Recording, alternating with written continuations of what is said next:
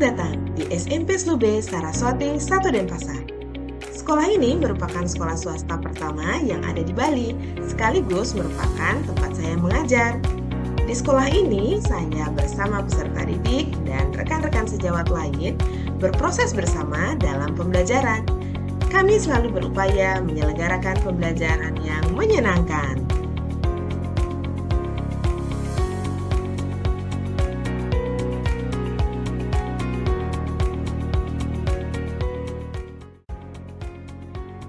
Salam dan bahagia. Perkenalkan, nama saya Pandit Putri Sekar Ari Widiantari, SSI. Saya adalah guru IPA di SMP Slube Saraswati 1 Denpasar, unit saya mengajar. Saat ini saya tercatat sebagai salah seorang mahasiswa pendidikan profesi guru pada Fakultas Keguruan dan Ilmu Pendidikan Universitas Jember. Nah, mari ikuti aktivitas saya dalam pembelajaran hari ini.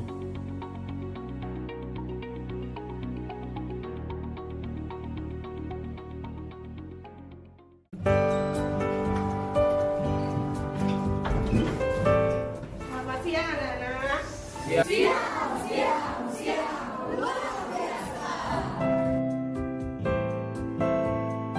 Baik anak-anak, sebelumnya mari kita salam dulu. Pada asana Panganjali Om Swastiastu. Om Swastiastu. Nah, untuk anak-anak, sebelum kita mulai pelajaran hari ini, kita doa dulu seperti biasa. Siapa yang punya doa dulu? Saya Boleh dari sana. teman-teman, sebelum kita memulai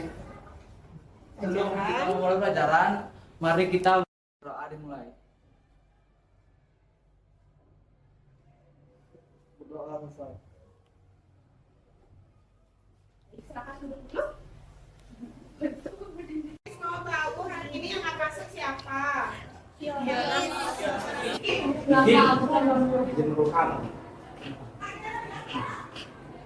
Nah, itu semuanya hadir. Nah, kita akan lanjutkan pelajaran hari ini, tapi sebelum itu sudah siap belum belajarnya? Yakin siap belajarnya? Oke, sebelum itu saya mau cek dulu semangat kalian nih. Kalian udah siap belum belajarnya? Kita tes support semangatnya dulu ya. Yuk, tepuk semangat.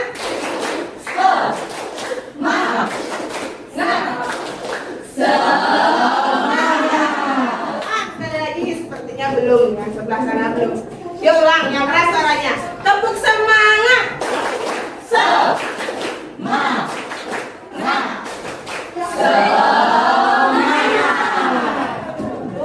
Baru semangat. Ini kita akan melanjutkan pelajaran anak-anak. Kita akan melanjutkan kembali mengenai fungsi dan struktur dari sistem tubuh. Yang kemarin kita terakhir adalah tentang sistem ekspresi ya. Jadi di sistem ekspresi kemarin kita sudah bahas 3 organ. Ada yang ingat nggak apa aja 3 organ yang kemarin sudah dibahas organ ekspresinya? Kulit, apa jantung, paru-paru, hati. Jadi sudah bahas ada kulit, ada paru-paru, ada hati. Berarti hari ini kita akan melangkah pada organ yang yaitu organ yang apa itu? Organ ginjal. Nah, sebelum itu saya ingin kalian mengingat kembali. Masih ingatkah kalian apa yang sudah kita pelajari di pertemuan-pertemuan yang lalu tentang sistem ekspresi? Sistem ekspresi itu adalah sistem yang fungsinya untuk apa ya? Ragu-ragu apa guys? Mengeluarkan zat sisa makanan. Hampir sempurna. Mungkin bisa ditambahkan siapa? Putra boleh. Mengeluarkan saat hasil sisa metabolisme atau sampah-sampah pada tubuh. Itu baru luar biasa.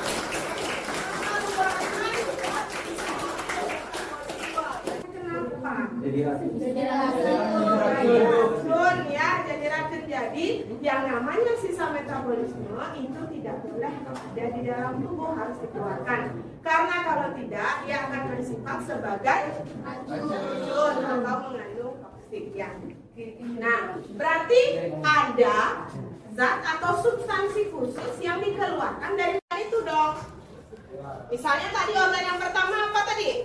Kulit. Kulit mengeluarkan apa? Lalu organ kedua apa? Paru-paru apa yang dikeluarkan?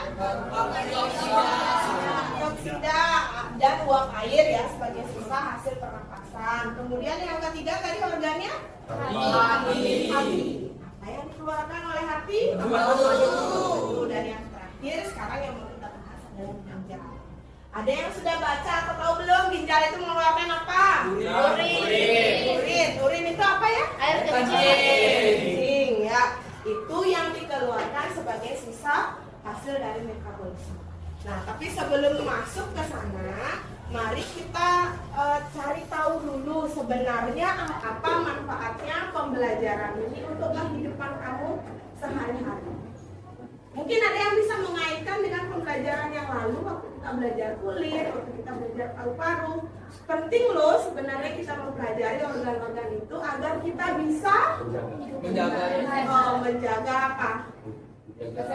Menjaga kesehatan, hidup sehat. Apalagi yang sebelah sini mungkin agar kita bisa merawatnya, agar kita bisa menjaga kesehatan sehingga terhindar dari gangguan atau penyakit-penyakit yang terkait dengan organ-organ yang tadi disebutkan. Gitu. Jadi dalam pembelajaran manfaat ini harus kamu tahu dulu karena manfaatnya erat sekali dengan kehidupan sehari-hari. Yang akan kita pelajari khusus adalah tentang sistem ekskresi. Ya, jadi sistem ekskresi ini kaitannya khususnya pada organ apa tadi anak-anak? Nah, jadi kalau sistem ekskresi itu kan organ. Nah, tadi juga sudah kalian mulai jawab-jawab kalau ginjal itu mengeluarkan urin. Nah, dalam proses pasti ada proses yang terjadi bagaimana kok dari ginjal bisa keluar urin atau air kencing. Pasti ada mekanismenya. Nah, itu yang akan kita bahas sekarang. Nah, sebelumnya setelah kalian pahami ini dulu, resapi ini dulu dan tahu manfaatnya bahwa kita mempelajari segala sesuatu itu pasti ada kebermanfaatannya bagi kehidupan kita sehari-hari. Ya, Miss, tadi kan sudah disampaikan oleh teman kamu, ada Iman yang bilang kalau kita tahu organnya berarti kita akan bisa untuk merawatnya. Nah, untuk pertemuan ini ada beberapa tujuan yang ingin Miskar capai bersama kalian. Jadi dalam 2 kali pertemuan ini, Miskar ingin kalian mampu dan bisa mengenali, menentukan di mana letak ginjal di dalam tubuh kita. Kemudian kalian bisa mengetahui apa kaitannya struktur dan fungsi ginjal. Ya, jadi ada antara strukturnya dengan fungsinya dalam sistem ekskresi. Nanti kita akan pakai apa? Jadi itu tujuan-tujuan yang ingin kita raih dalam pembelajaran ini. Nah, untuk aktivitas atau kegiatan pembelajarannya, nanti kita akan mulai dari menonton video dulu. Jadi akan ada tayangan video. Setelah itu kalian nanti akan kerja dalam kelompok. Jadi dalam kelompok sajikan dalam bentuk mading digital untuk kalian presentasikan nanti.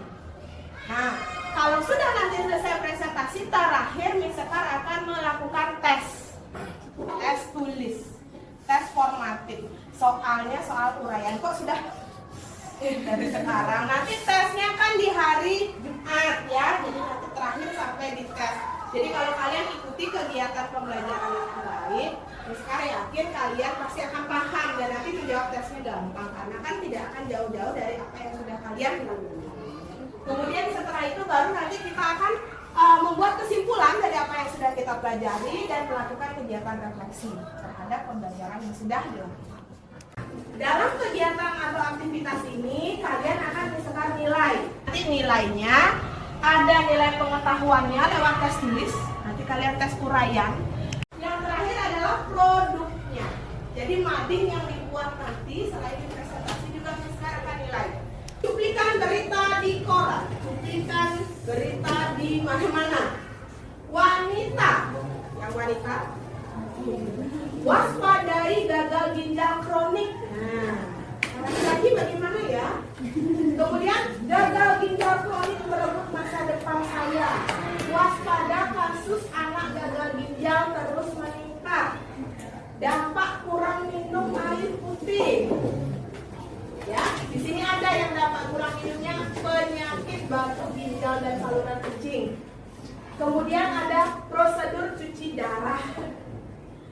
Kira-kira Misekar menuliskan beberapa artikel koran ini, ada hal yang terbayang di benak kamu. Apa sih ini maksudnya? Ini adalah fenomena yang sedang terjadi. Ini bukan kasus yang sekian tahun lalu masuk sejarah, bukan. Ini adalah hal yang memang sekarang sedang dihadapi. Ternyata kalau misalnya kalian searching di internet ya, mencari gangguan ginjal gitu aja misalnya, ternyata keluarnya banyak sekali informasinya. Nah, antara lainnya Misekar kutip ini. Nah, yang lebih parahnya anak-anak ya, ini ada Misekar perlihatkan tren kasus GGAPA. GGAPA, ada yang tahu kepanjangannya? Belum kita ke lebih dalam lagi ke pelajarannya, saya ingin ajak kalian nonton video dulu biar kalian ada gambaran tentang apa sih kaitannya pelajaran yang sedang saya pelajari ini dengan kehidupan sehari-hari, dengan tren yang ada di sini. Lihat susah sekali minum air putih, tapi lebih suka minumnya yang rasa-rasa. Ya teh, yang minuman rasa buah, ataupun cola, ataupun minuman lainnya. Yang jelas bukan air putih, Misha. Nah, ini pertanyaan awal dulu dari Misekar nih. Katanya siapa yang lebih suka minum yang rasa-rasa ketimbang air putih? Masa ditunjuk kalian? Ayo, jujurlah pada diriku. Memang sukanya rasanya ya, lebih ada rasanya. Tidak hambar-hambar banget. Tapi tahan dulu. Itu kebiasaan yang gimana ya kira-kira? Buruk. Yakin itu kebiasaan yang buruk? Ya. Pasti banyak di antara kalian yang punya kebiasaan minum seperti itu. Nah, kalian tahu tidak bahwa kebiasaan minum seperti itu ternyata ada dampaknya bagi kesehatan. Nah, apa saja dampaknya bagi kesehatan dan apakah itu dampak baik atau dampak buruk? Mari simak informasi penting berikut agar kalian lebih paham. Kita beralih ke informasi selanjutnya, saudara. Anak balita berusia 4 tahun di Aceh sudah 14 hari tidak sadarkan diri selama menjalani perawatan intensif. Pelajaran kali ini, Misekar ingin kalian beranjak dari masalah itu anak-anak. Jadi masalahnya sudah tadi kita identifikasi bersama. Apa tadi? Siapa yang bisa mengulang masalah yang akan kita angkat untuk kita bahas adalah mengapa? Oh iya, mengapa seseorang gangguan ginjal? Dan nanti kaitkanlah dengan kebiasaan kita sehari-hari.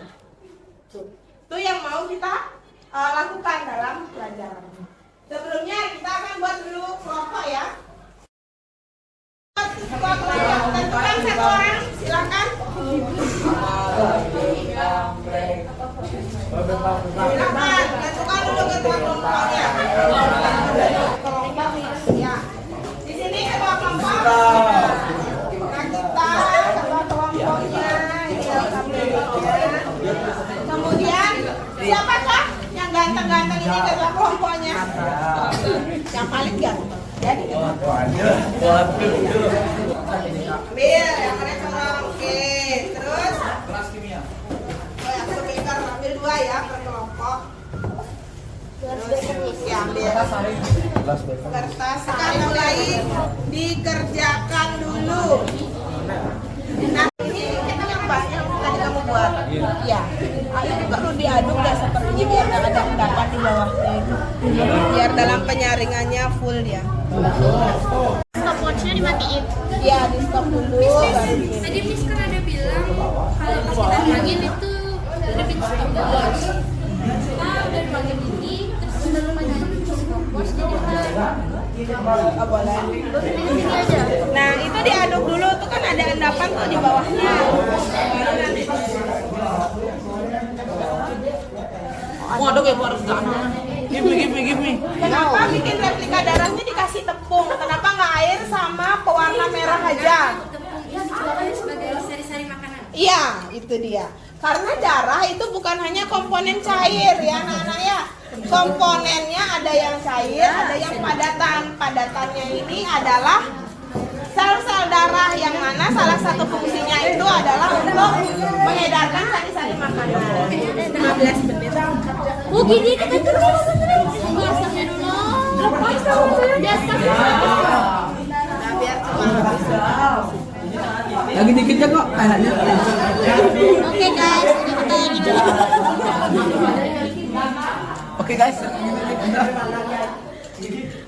Tapi kalau ngeliat kayak gini nih, berat nggak kerja penyaringnya nih? Berat banget nih. Berarti menurut kamu gimana sih caranya biar dia bisa nyaringnya lebih cepat? Berarti kalau cairannya lebih encer, lebih Cepat. cairannya tuh harusnya lebih cepat. Body wash-nya ada tepung. Di mananya tepung? Jangan flip juga. Sini Putra. Iya, biar ini aku pengen lihat prosesnya. Baiklah, sama nih. Ya, karena itu artinya ada proses penyaringan. Jadi ada substansi atau zat yang tidak ikut tercampur ke dalamnya. Ya, kertas sari itu bukan kertas biasa. Dia itu memang kertas yang berisian untuk melakukan filtrasi. Jadi memang kalau ada yang bilang, Miss kok nggak robek-robek? Memang sih tidak robek, tapi kan kamu melihat bagaimana dia berubah dari yang tadinya kertas utuh, betul, bening lah ya, putih, kemudian berubah jadi seperti itu. Dan bagaimana pada bagian penyaringan ada endapan? Ada. Nah, praktik yang sudah dicoba, yang mana itu nanti ditulis di Ayo Diskusi. Ya. Di kelompok 3 konsepnya gimana maunya ininya, madingnya? Mungkinnya di Canva. Mungkin kalau ini diedit perlu apa ya, pinggirnya itu lebih tebelin gitu. Ya. Terus aktivitas 1, aktivitas 2, aktivitas 3, aktivitas 4-nya mana? Oke, ini aktivitas 5. Oh, ini yang buatnya di juga.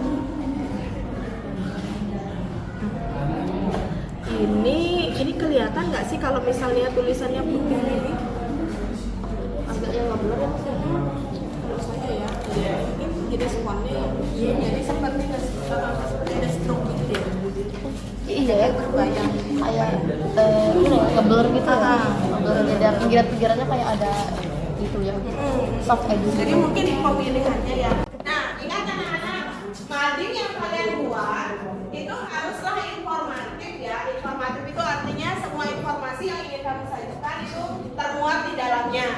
Pastikan lengkap, ada aktivitas 1-nya, aktivitas 2, 3, 4, dan terakhir aktivitas 5. Jadi madingnya memuat 5 aktivitas yang kita kerjakan selama pembelajaran ini. Kemudian pemilihan font, pemilihan warna, sesuaikan agar nyaman dan bisa terbaca. Jangan sampai nanti jenis font yang dipilih justru membuat susah. Ya mungkin agak dituain dikit, jangan sama-sama muda, jadi kalau putih boleh kalau ada pinggiran putih. Cuman kalau dia dalam bentuk banyak, kalau ada pinggiran lelah mungkin biru tapi tuana kan lumayan tidak kelihatan. Kita beri tepuk tangan dulu untuk kelompok 3. Kita mulai presentasinya. Baik, halo semuanya, selamat siang. Perkenalkan kami dari kelompok 3. Sebelumnya saya ingin meminta untuk kalian untuk mengetahui nama kami sebelum kami mulai presentasi. Di sini kami akan presentasikan mengenai sistem EPC struktur dan fungsi ginjal. Sebelumnya saya sebagai moderator, perkenalkan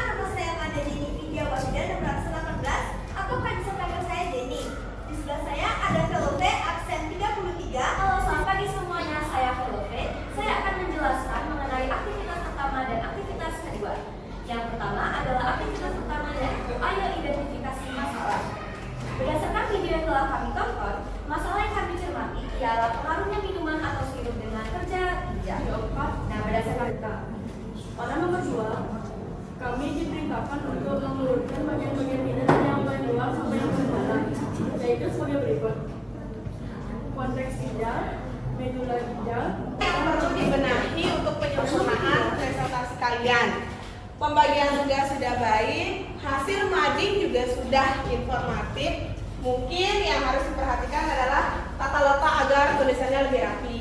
Itu yang pertama. Kemudian kalau seandainya nanti backgroundnya sepertinya warnanya cerah sekali, mungkin perlu diberikan frame sehingga tulisannya lebih bisa menonjol.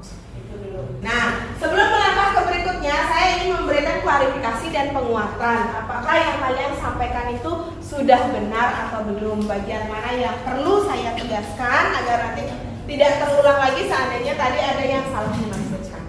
Nah, untuk ginjal itu posisinya ada di mana? Itu ada di rongga perut bagian bawah, bagian distal, jadi agak ke belakang. Ginjal kalian ada berapa buah? 2 buah. Jadi letaknya sudah tahu. Bagiannya kalau dikupas ceritanya ya, itu dari luar ke dalam. Paling luar itu namanya korteks. Ya, kemudian di tengahnya namanya medula. Bagian paling dalam dari ginjal itu namanya pelvis. Nah, renalis itu bahasa Latin untuk ginjal. Jadi kalau nyebutnya korteks renalis berarti korteks ginjal. Ginjal boleh, korteks renalis boleh. Medula renalis berarti medulanya ginjal. Medium. Maka air kencing atau urin itu akan keluar lewat saluran ini namanya uretra. Jadi ureter dan uretra itu itu ya. Nah, sementara unit-unit penyaringan di dalam ginjal yang ada di jutaan itu adalah nefron. Jadi di dalam ginjal itu nefronnya ada banyak.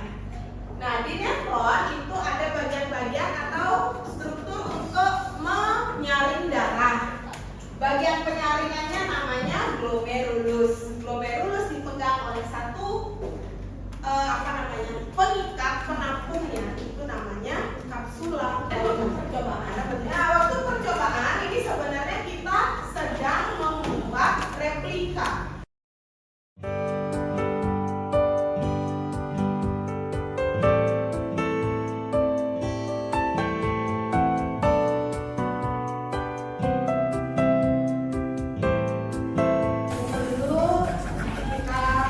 Lanjut ke refleksi dan kesimpulan. Boleh dikumpul dulu ke kelompok dan kelompoknya lakukan kesimpulan.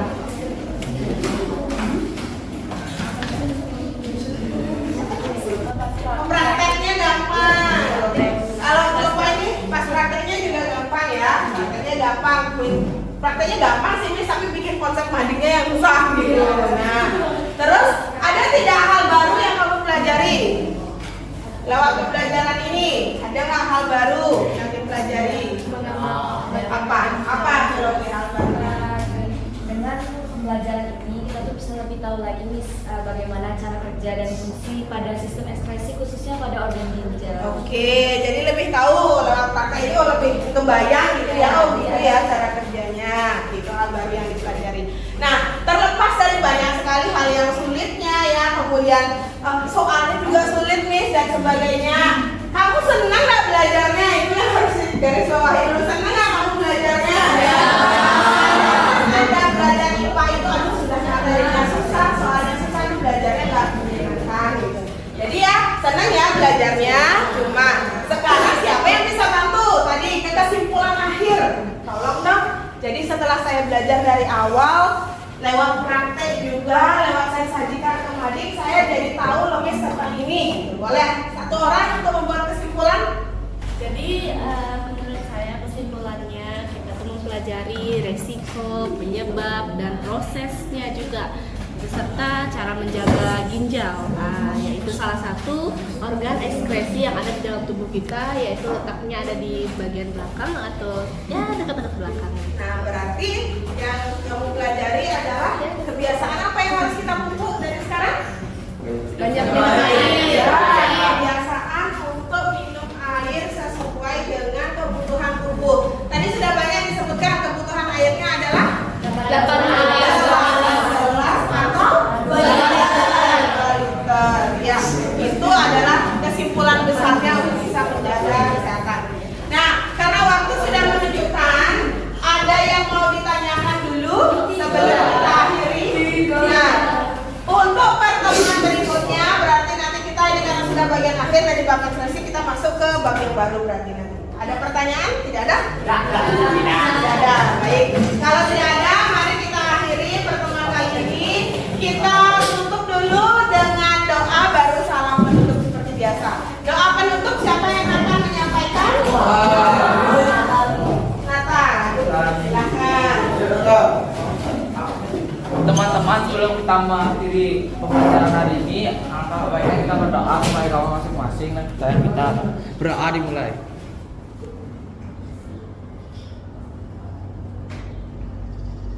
Berdoa. Nah, sebelum kita tutup, saya ingin mengucapkan terima kasih atas kerjasamanya, kemudian semangat kalian untuk menyelesaikan pembelajaran ini untuk kelompok terbaik, karena semua kelompok memiliki kemampuan presentasi dan hasil yang baik. Saya juga bingung, tapi untuk kali ini yang terbaik saya berikan untuk kelompok 3 dulu.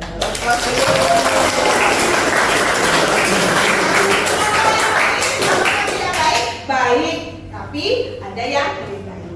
Mari kita tingkatkan di pertemuan-pertemuan berikutnya ya. Nah, sebelumnya kalau tidak ada pertanyaan kita tutup, silakan kita kelas. Parama Senti.